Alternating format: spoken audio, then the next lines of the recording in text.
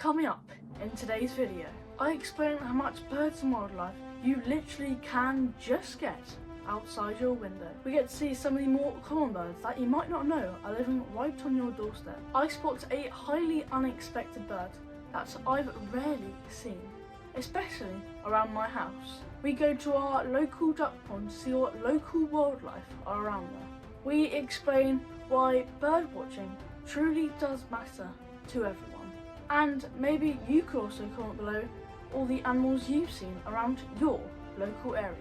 Over the past couple of days, I've been trying to capture all the birds and wildlife around my local village. I do this with the aim to show people that you really don't have to travel far to see some brilliant wildlife right on your doorstep. So without any further ado, let's get straight into today's video.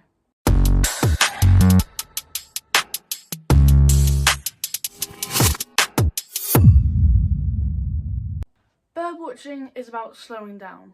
You need to notice all the wildlife around you. And when you do that, you'll be surprised to hear the beautiful chorus of nature. When you're birdwatching, you've got to be focused on what you're trying to accomplish. You've got to be aware of any movement, even if you're not entirely sure it's an animal. Some birds around your home might stand out, like the beaming orangey red of the robin, or the striking yellows and blues of the bluetit. Maybe some are more camouflaged, like the dull brown of the wren, or the brownish colour of a female blackbird. This is the bluetit. It's a bird you should usually hear and see. It's very common in the UK and you'll usually see them in groups of 3 or more. They'll often be in tall bushes and trees looking for food such as berries and insects.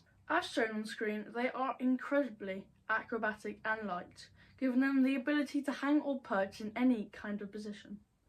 Another bird you'll probably see is the blackbird. Where I live, I'm lucky enough to have the privilege of looking at 2 blackbirds behind my fence in the back garden. The blackbird is famously known for its song. You could think of it as coming from a flute, it's that good. The blackbird will either sing to attract their mate or to defend their territory, to make it clear to any other blackbirds that this land is taken. The last bird you might be lucky enough to see is the coulter. Where I am, I don't see these very much, but this morning I set up my tripod and in front of me I admired what was at least 30 birds. They were mainly long-tailed tits, grey tits and blue tits, but then the striking white on the coulter's head caught my attention. I zoomed in on it and there it was, the coulter.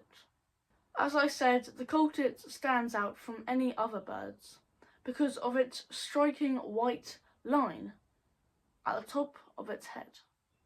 Doing stuff like this out in nature has been known to improve your well-being, and whenever I go for a walk I certainly feel full of joy.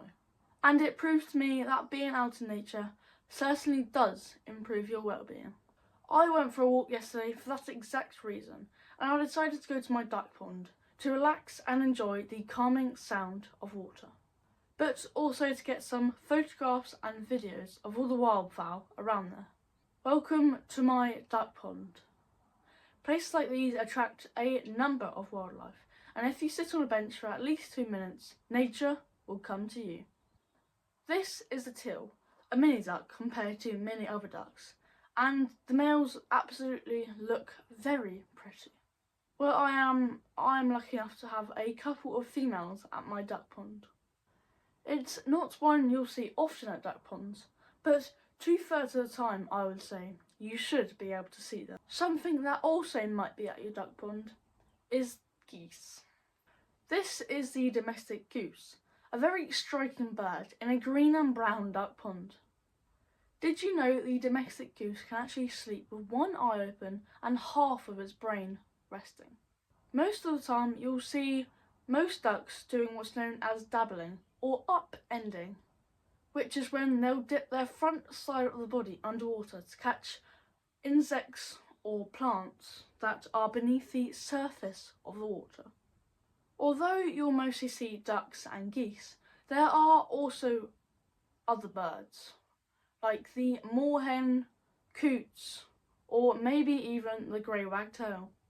This is because ponds can provide three things: food, water, and also safety if necessary. Thank you for joining me today as I explained how birds are always around you. It's just sometimes you might not know it. And remember, next time you're free, you could maybe take a moment to sit down and maybe even bird spot. Or maybe you've got a duck pond. Maybe you could walk there and see what awesome wildlife is lurking around there. If you've made it this far into the video, I thank you so much. And maybe you could comment down below your local wildlife around your house. Thanks for watching today's video, and I'll see you again in another Harry HG video.